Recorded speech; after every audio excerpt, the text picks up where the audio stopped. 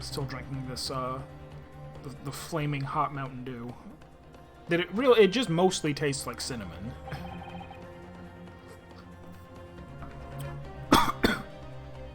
Which is fine, but it's very easy for it to, like, tingle in a certain way when you go to drink it. It's like, ah! Well, I never. An undeniable ring of bruising, indeed. That could only have been caused by a Baskerville dog collar. Identical to that of the witness beside him. What's going on here, eh? I've always had this, me. It's a birthmark, isn't it? A birthmark, you say? I assume the reason you've been recalled to the stand has been explained to you? Some about an inspector again. But I'm telling you, you got it all wrong, as usual. You're denying all knowledge of it? Well, of course I am. Are you trying to kill me with all this nonsense, then? Well, at least you'll have more stories to peddle back on Fresno Street, won't you? Now, we're going to need you to testify again. And you, Mr. DeRosso and DeRossi. I'm sure you'll cooperate, won't you? Do we have any choice? It sounds like the kind of question you should ask your lawyer. You should have one, and you should ask him, and he will tell you, don't testify unless I tell you to. We're a bigger trouble, eh, Capo? That's quite enough dilatory chatter. Is it? Is it? Once I know the meaning of the word, I'll be able to tell you if it is or not. Oh, like delaying. Tending to delay or procrastinate. Slow, tardy. Intended to cause delay, gain time, or defer decision. A dilatory strategy. Dilatory chatter. Proceed with the testimony.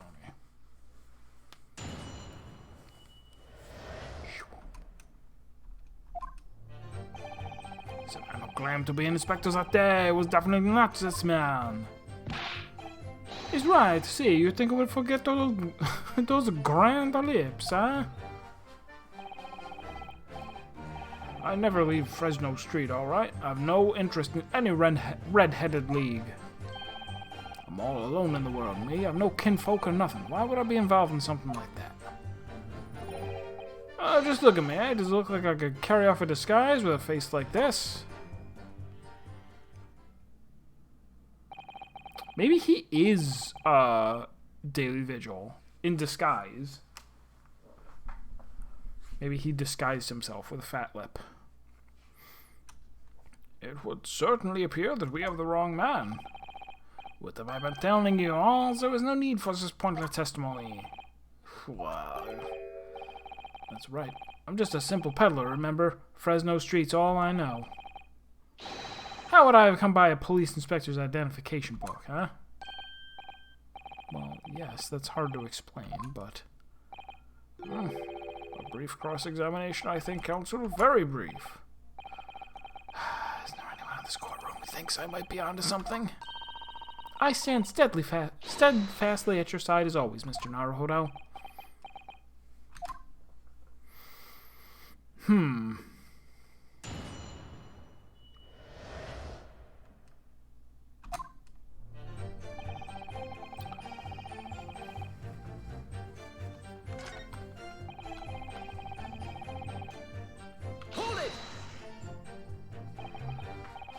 Well, yes, I don't imagine I'll forget those lips in a hurry either. That's what I'm saying. If for some reason it makes me want to eat, how do Fabiana call it? An eclair. You know, I've never seen the hair as black as yours before either. Likewise, I'd never seen red hair like yours until I came to Britain. That would be pretty crazy. Go your whole life only seeing people with dark black hair. And you go overseas and it's like, no, my hair just grows like this. See, maybe it's a nationality trait, eh? Maybe all of the people from this man's country have those grand lips. No, I was born right here on Fresno Street and I've never left. Oof, that's the problem, I see. So you definitely didn't go to the park on Lime Street that day, Mr. Gossip? How many times do you want me to say it, huh?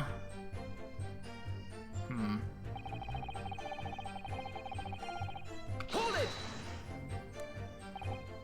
So, you'd heard of that Red-Headed League, had you? You don't get a name like Gossip for nothing, huh? It's my business to know what's going off in town. I sold that tasty tidbit to a fair few redheads that came past me. Between us, I even got Sandwich to cough up for it. Well, he does have a very red nose, if that counts. Who knows? But as you can see, my own hair's not got a hint of red in it. In any case, Fresno Street's my patch. You won't catch me sidling off to some other part of town. No, sir, not likely. Oh? Excuse me. Mr. de Rosson! Lee, can I help you? Did Mr. Gossip's words just now lead you to remember something relevant, perhaps?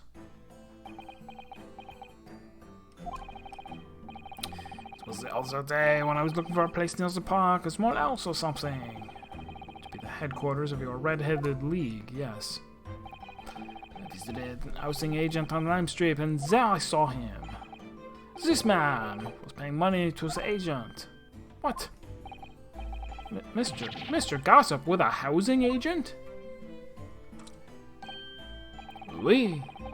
He had some kind of contract in his hand, and they were clearly discussing terms.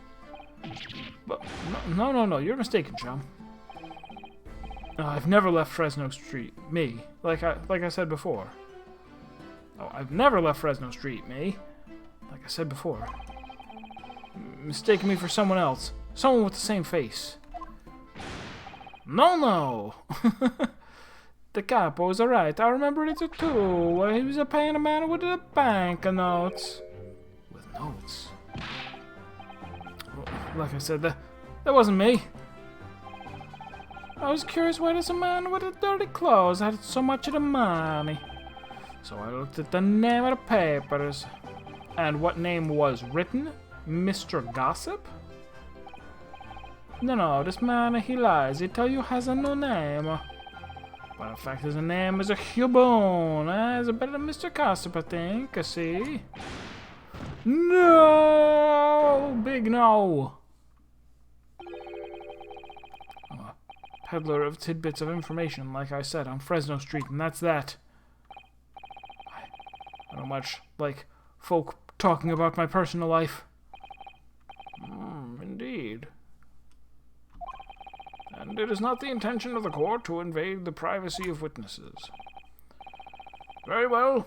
I shall respect your wishes, sir. The aforementioned name shall be redacted from all court records of this trial, assuming no objections.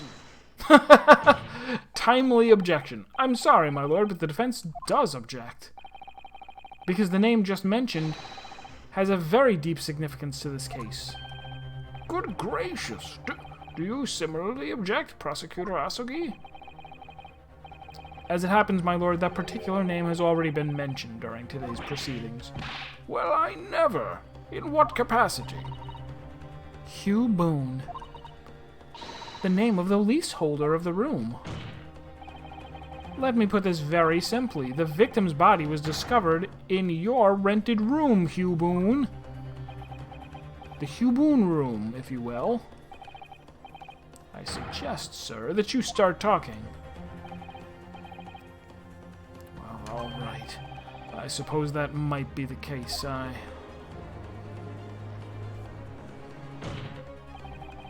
So your real name is Hugh Boone.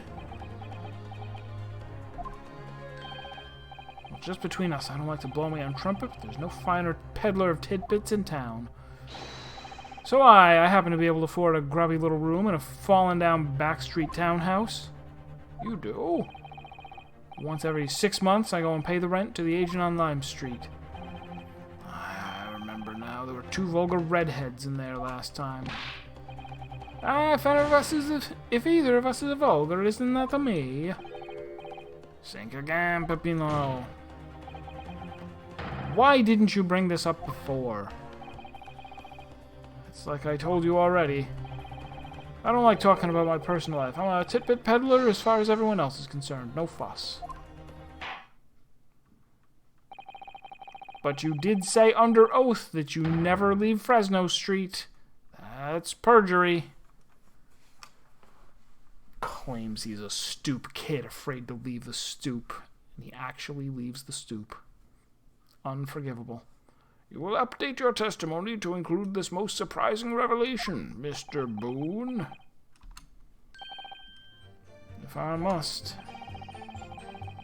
So the leaseholder Scotland Yard has been looking for since the body was discovered has been here under our noses all along.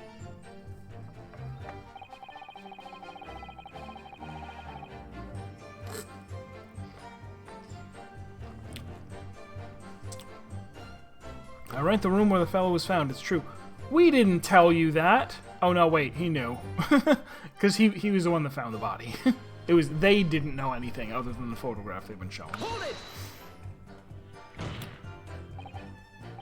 So, you live in that room, presumably, do you? No, I don't live there. What do you think? There's no bed. Is there just a desk? Then, why would you want to rent it? Well, I don't think I should have to say, really. Then how about the notice board in there? Which was covered from top to bottom in confidential documents only the police should have had access to. No, that board's not mine. The inspector must have brought it along. It's only the other bits and bobs that belong to me. The desk and a chair and that. People don't generally carry enormous notice boards around with them. The real question is, why was Inspector Gregson killed there, in your room? Well, obviously I've not the faintest idea. I mean, it's causing me no end of bother, to be honest. It seems to... It seems to me that Mr. Boone would rather as little is known about his room as possible for some reason. Yes, it does come across that way. And more importantly, knowing that the scene of the crime is actually his room completely changes things. In particular, there's one part of his testimony that's really bothering me now.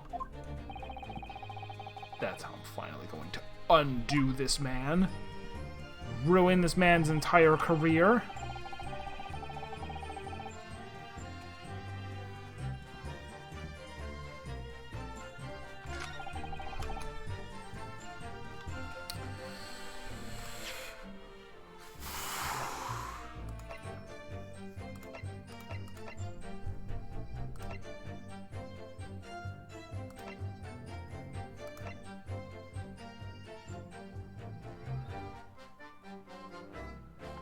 What was this the key to? The gun? No. Oh, so wind the watch. Wind the watch.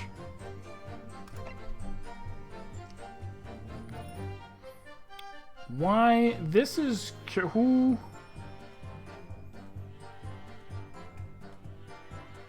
What is a picture of her doing in there? But I don't know how to present that.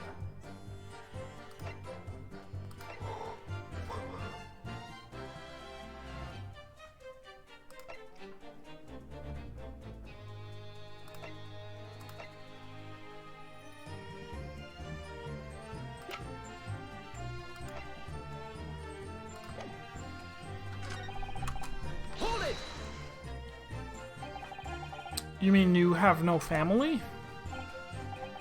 No, not at all. So I spend my days on Fresno Street peddling tidbits to passers-by. Hoping just between us, this is, that eventually someone else with lips like mine will come along. I don't think so.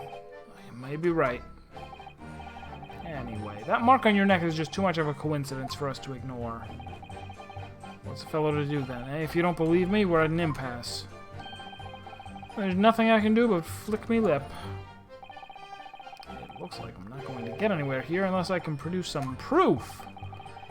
Basically saying I got dressed up and posed as some fancy inspector, aren't you? Well, it's beyond me how you think I could do that.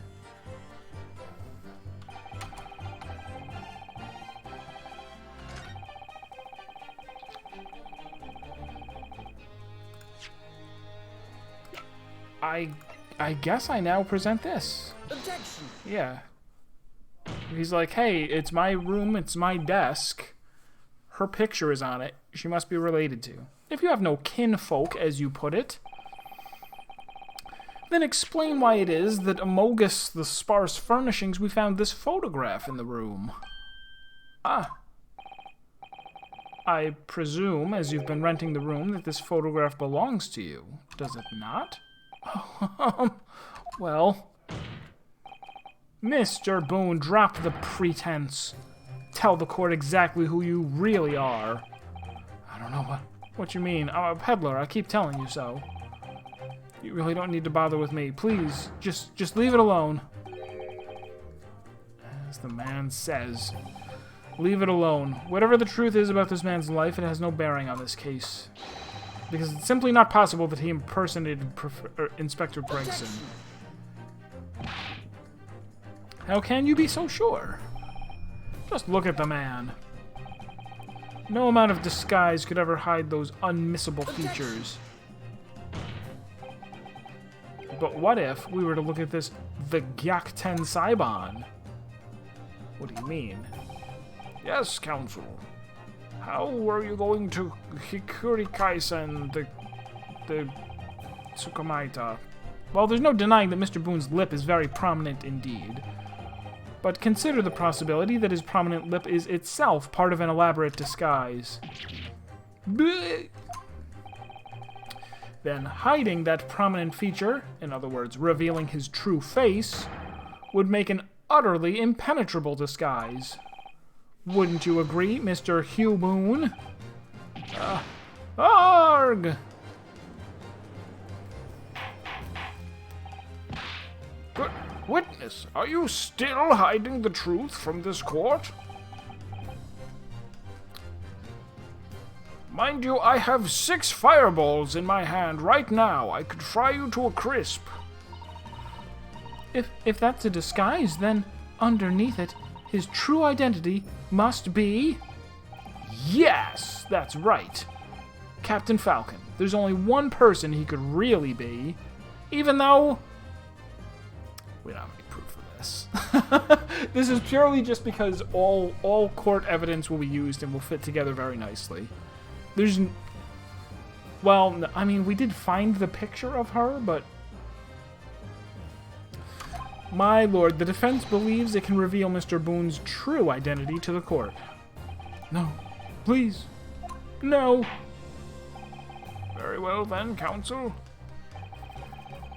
What is the true identity of this peddler, who goes simply by the name of Gossip on the street? Take that!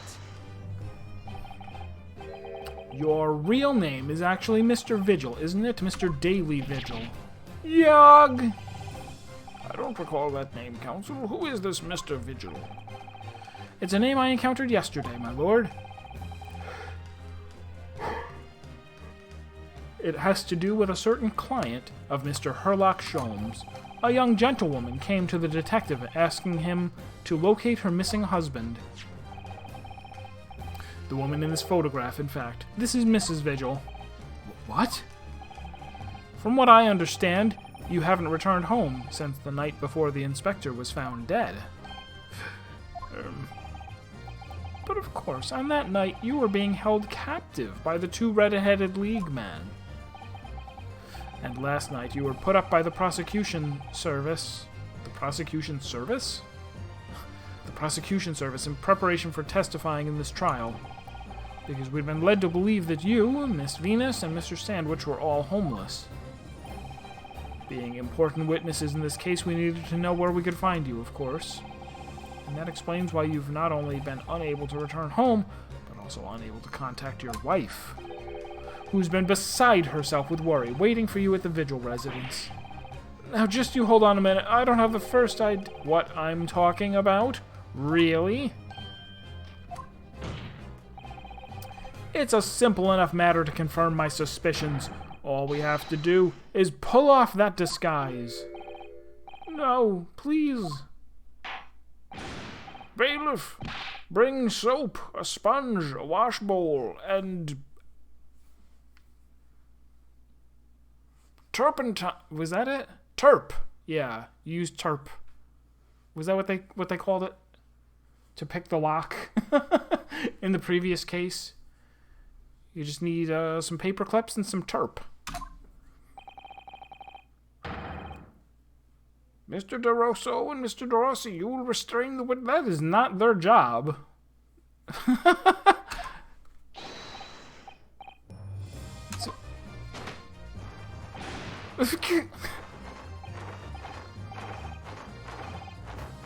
Ridiculous. Unsafe.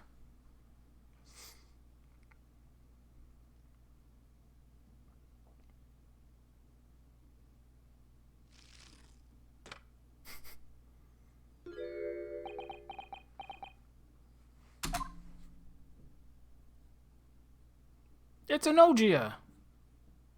Hello. We just got the big reveal that this guy on the stand is actually the guy who was missing. Daily Vigil. He was in disguise. Well, we are now seeing your true features, I presume. And where did you get a change of clothes, by the way? Lift your head, sir, so the court can see your face.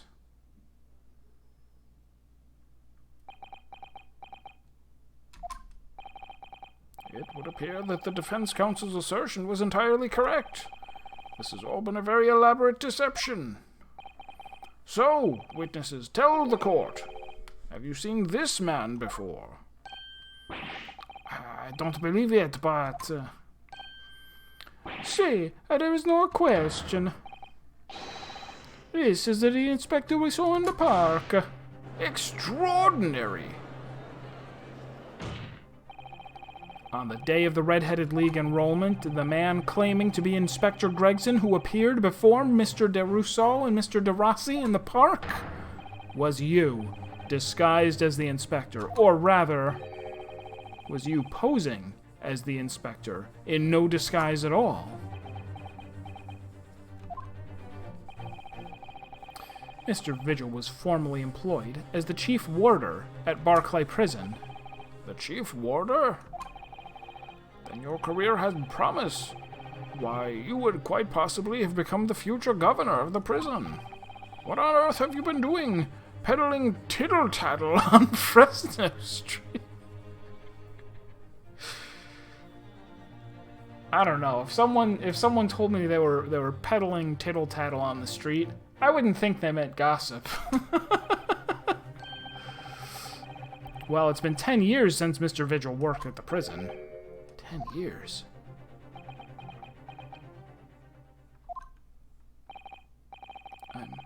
I'm really dreadfully sorry about all of this. Yes, it's true. I am Daily Vigil. And you were the chief warder at Barclay Prison 10 years ago? So where did Mr. Hugh Boone come from? Boone is the other me. It's a name I invented. Well, evidently there is a great deal under the surface here. I'll explain everything. I'll tell you just how wretched my life has become. I didn't ask for your sob story. As you say, it was 10 years ago now that my employment as Barclay's chief warder came to an end.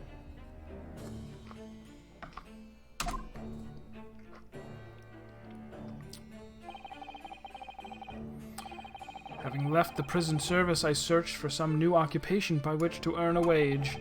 But times were hard in London, and I found no suitable engagements at all. In desperation, one day I turned my hand at selling wares on Fresno Street. But your wife appears to know nothing of this. She still maintains that you are the chief warder at Barclay Prison. I was utterly determined that my wife should not know of my failings, which is why I have never told her.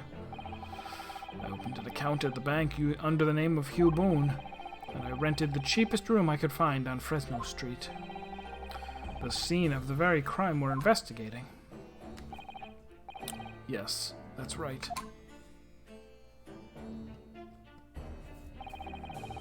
A place from which I could emerge every morning at 8 as a squalid peddler, and transform myself back every evening at 5 into a well-dressed man about town before returning home. Just use an alley. You don't need to rent a room. That's an awful lot to pay when there's street corners. That quickly became my daily routine.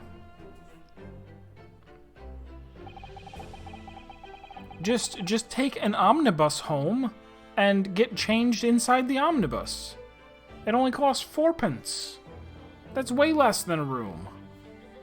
I was puzzled by the lack of furniture in the room, but that explains it. But why on earth didn't you just tell us this in the first place and get changed in an omnibus? I have a wife, sir, and 2 sons. Without wishing to sound self-conceited, they regard me with some pride. No, it's known as 4p. We've seen it in writing. We've seen it in writing, Odd Garrett. Also, hello. I couldn't bring myself to disappoint them. So instead, you decided to conceal your occupation from them. Right? This guy is extremely bad. Although, maybe panhandling makes a lot of money. And he was like, I have to do it right or do it not at all. Wait. Really? There really is a fuppence? So, if I remember, hold on. Now we're just making up words. There's threepence and 3p and threepenny? It's 3 sides of the same coin. I don't think that's legal. I'm very good at math. Yes.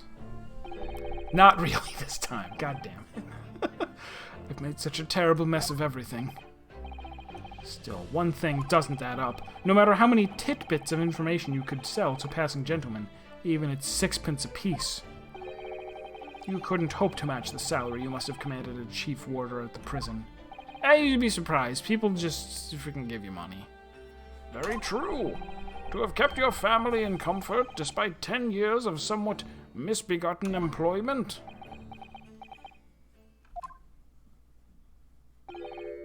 That was all thanks to Inspector Gregson. What? Inspector Gregson? What on earth? It was some years after I'd invented Boone and begun my other life as a street seller. Yes, that's right. For several years, I supported my family on a beggar's salary, and then Gregson stepped in. It was unbelievable for 10 years, but for several years, and then not the last couple years, entirely believable. It's the first British thing you've made up out of all the true things that I've been suspicious. I mean, you can't blame me. Window tax and afternoon tea, these are nonsensical concepts that are immediately identifiable as false. He, the inspector that is, recognized me one day. Do you mean to say the victim was an acquaintance of yours? And man, that was a trip. That was a roller coaster ride. I knew him from my time working at the prison. How did he recognize you? This is silly. When he saw what I'd become, he was deeply troubled for me and my family. And from that day forward, he visited me on Fresno Street with with increasing regularity. Then, one day, he asked me if I would carry out a secret assignment for him. A secret? What was it? I can't tell you. It was a secret. I was to... Why? he's suddenly... I was to impersonate the inspector. What? Impersonate him?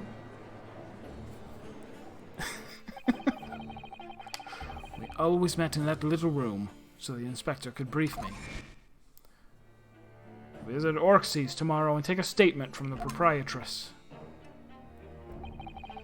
There's always something along those lines. Surveillance work, interviewing people. On those occasions, he would lend me his identification so people would believe who I was. I know that the allegory for sex work started when it was like, oh, yes, I see, you were selling tittle-tattle on Fresno Street, on the street corner. I'm like, were you? My instructions were to make an impression, to let people know that Inspector Gregson had been at work. And for those services,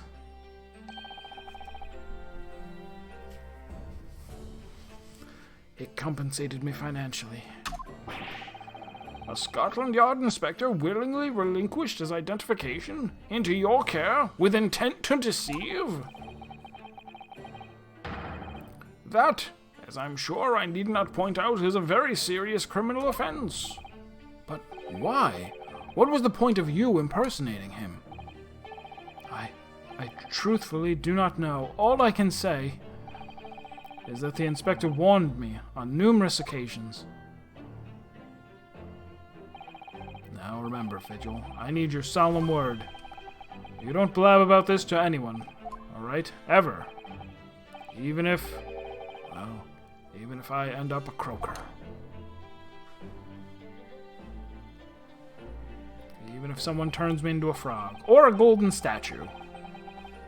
Or turns me invisible, using the Demir spell. In time, he started to bring papers with him to the room as well. It became something of a second office for him. So, in fact, the person who declared himself to be Inspector Gregson at the park on Lime Street... Man, Phoenix is way behind. Yes, it was me, acting on the inspector's orders. As usual, I removed my Boone disguise, then went as instructed to the park, armed with the inspector's identification book. It never occurred to me that the bruise on my neck might give me away.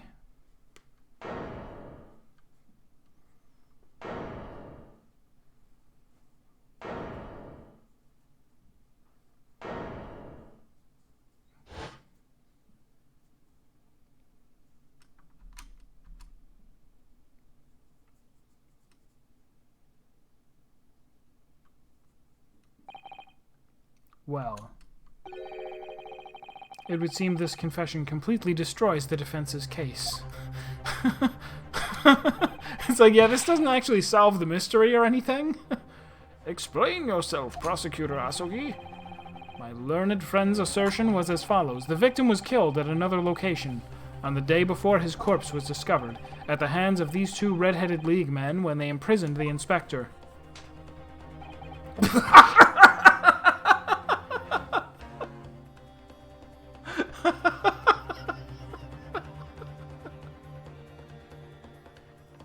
That was great.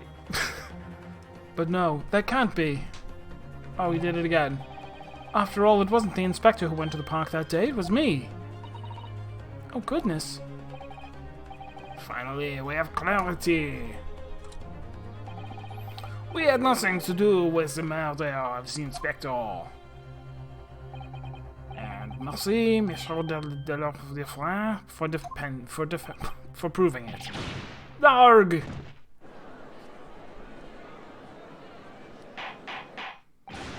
Order! Order! Indeed, it would appear that we have reached a de facto conclusion of sorts. These witnesses had no involvement in the murder of the victim, as proven somewhat ironically by the defense. Darg! I hereby call an end to the cross-examination. Hold it! Bwah! Bwah! Bwah! Dong. Pardon me, my lord, but with your permission, I would like to pose one further question to the witness. Denied. Only the defense can cross-examine. You should have asked them on direct examination. There's rules. There are very few rules, but there are rules. Kazuma. What question, counsel? It concerns the events of 10 years ago. I believe you would have been present at a very significant execution that was carried out at the time. 10 years ago. The execution of the Professor Genshin Impact. I want to know exactly what your involvement was. Oh! Answer me, man! One moment, Counsel. Is this related to the current case? Well, I don't think he was saying like the case is over. He was just saying, okay, the whole line of questioning about the two redheads did it is over and done with. Let's get them out of here. Naturally. It is the prosecution's belief that this case and the events of 10 years ago are inextricably linked. Does the defense concur, Counsel? Kazuma. You're not yourself. You're not as calm and collected as usual. Poor Kazuma-sama. No wonder he's acting this way. Mr. Vigil's memories of what happened 10 years ago would tell the tale of Genshin Impact's last moments. His own father. I know. I do understand that. But even so, I don't want the world to turn into sand. Prosecutor Asugi. Do you genuinely believe that this question requires an answer in order to learn the truth behind Inspector Gregson's death?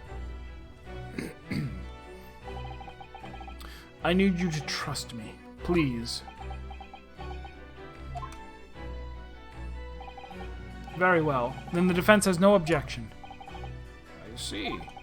In that case, you will answer the question, witness. The truth is... Sniper takes him out. Sniper! Pow! Nope. Oh, he has amnesia. Okay. I remember very little of that time. You've forgotten? I'm so sorry to say. Yes. As I said, I resigned from my role at the prison 10 years ago. But for some peculiar reason. My memory of the events leading up to that moment is extremely hazy. Does that not strike you as strange, Mr. Naruhodo? Sorry?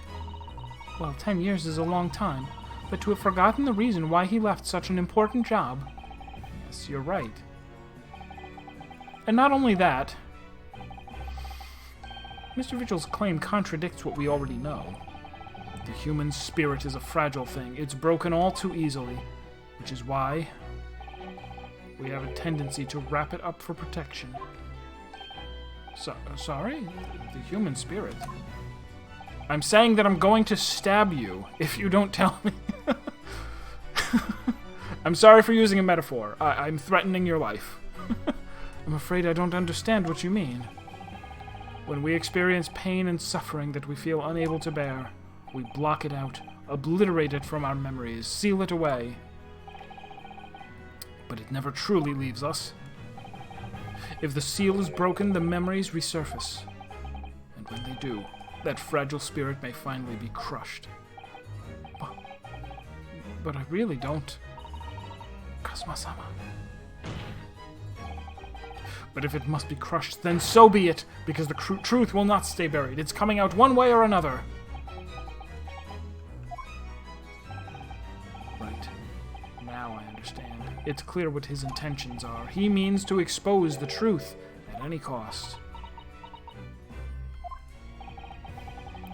Perhaps if I pointed out the contradiction in what Mr. Vigil claimed earlier, it might cause some crucial memories to return to him. But should I? Should I present the evidence? I mean, I don't feel like it. I'm gonna save real quick.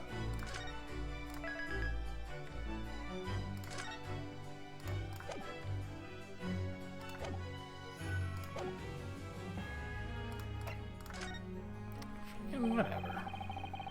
If it could genuinely crush the man's spirit, I can't be responsible for that. I don't have the right. Kazuma-sama won't rest until he knows. And this is a court of law where nothing is more sacred than the pursuit of the truth. Susato-san is right. I knew the risks when I took the decision to fight this trial. Whatever the consequences, I have to do the opposite of what He-Ten said. Mr. Vigil, I'd like you to look at this evidence that clearly contradicts your version of events. Is it this?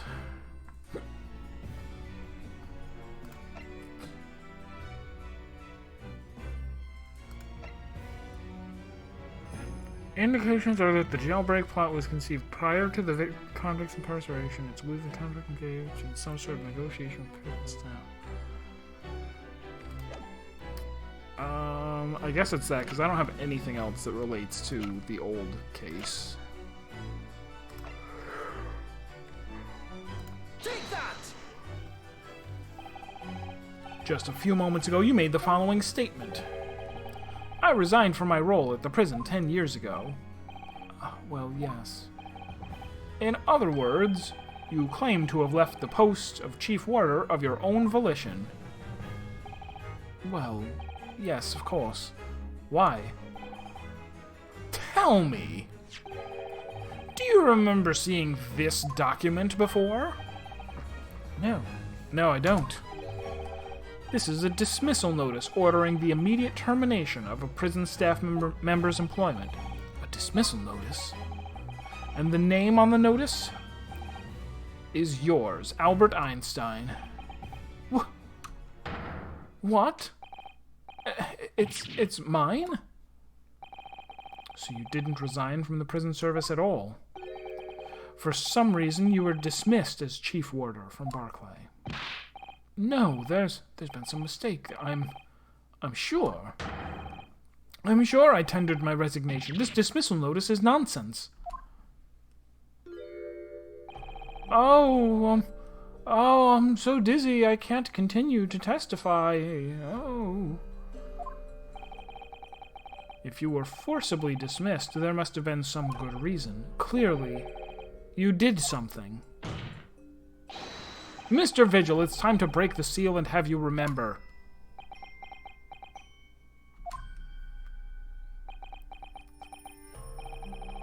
According to the few remaining records, the final execution that you supervised was on 17th June, 10 years ago, and on that day something very serious took place at Barclay Prison.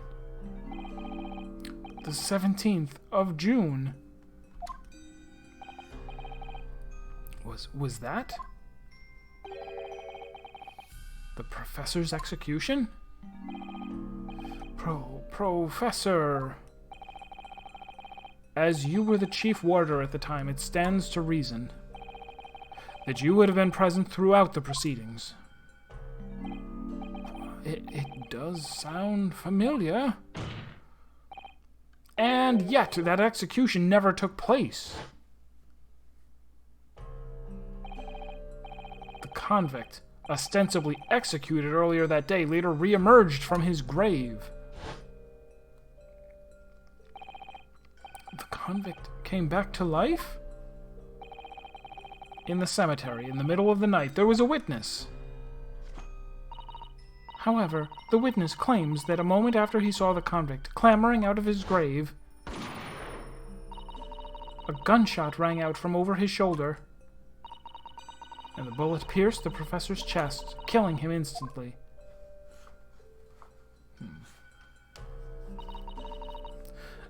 Those may have been the professor's actual last moments. Yes. Seeing as you were in charge of overseeing executions at the time, you must know the truth about what really happened. It's in your head, somewhere, deep down.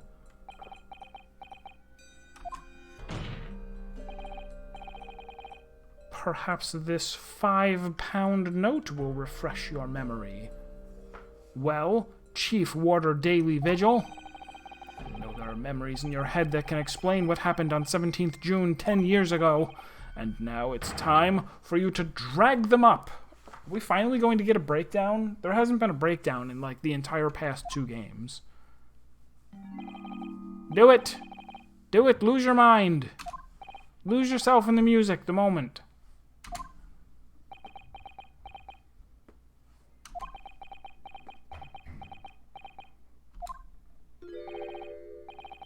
Yes, the whole prison. It was complete chaos.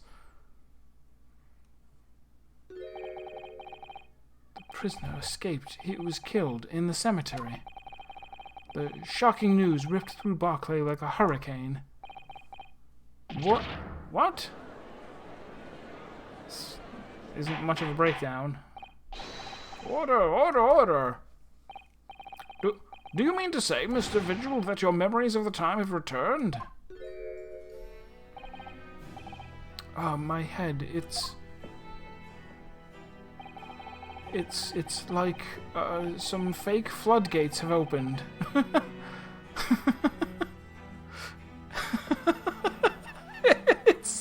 It is a bit like we established and resolved the I don't have any memories from 10 years ago problem, like within a 5-minute time window. He's like, I don't remember, and they're like, just freaking remember. He's like, oh my head. Oh, the memories. The floodgates have been opened. Throw wide the gates. The images, the screams. Oh my goodness. The papers. The screaming papers. There were reports, articles about a man who'd seen a ghost. Yes, Enoch Drebber. But surely those reports were exaggerated. There were traces at the scene. Traces of what? Like, oh no, I remember. In Lowgate Cemetery, at plot number 139. Blood. Lots of blood. That's where the man was buried, of course. Obviously, something terrible has happened there. The depths of conspiracy, depravity, and perjury from which this tale is emerging are quite staggering. I reviewed the police records from that time extensively. A thorough investigation was conducted by Scotland Yard to ascertain how the convict managed to escape in the first place. And the conclusion reached by the investigating team was that a member of the prison staff must have been involved. Are you suggesting that a prison warder abetted the man's bid for freedom? Yes, and I was suspected of doing it. Of using that mass murderer's execution as a way to help him escape. You did what? I remember now. The horror of it all is coming back to me. One evening, a few days after the execution, some detectives came to the prison. I was called to the governor's office to the top of the watchtower.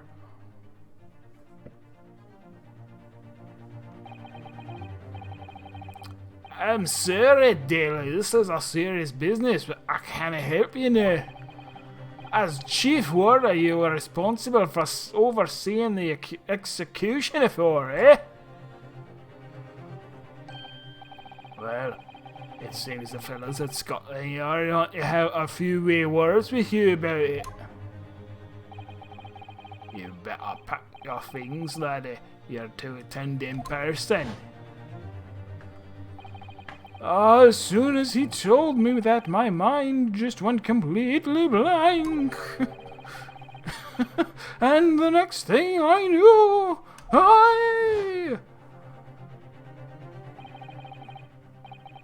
the professor, the most hated killer in our country's history. And I let him escape. I'm finished. My life is over. Blah! Blah! You have to do more than scream for it to be a breakdown. Do something. That doesn't count as a breakdown. Order! Order! Bailiff! Fetch a doctor at once for this faker.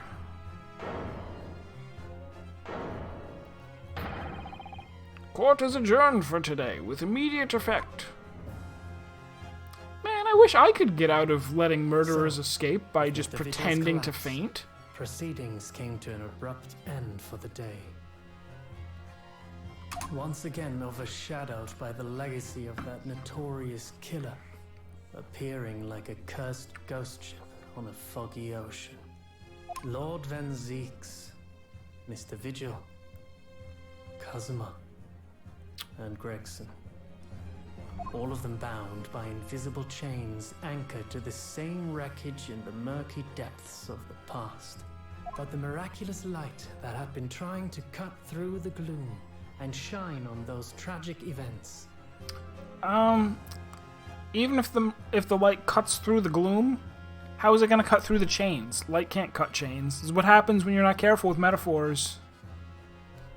Was playing on the edges of the truth at last.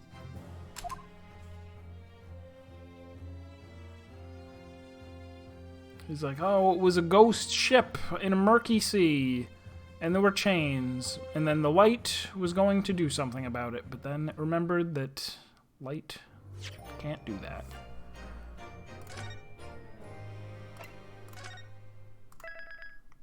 Beep-beep.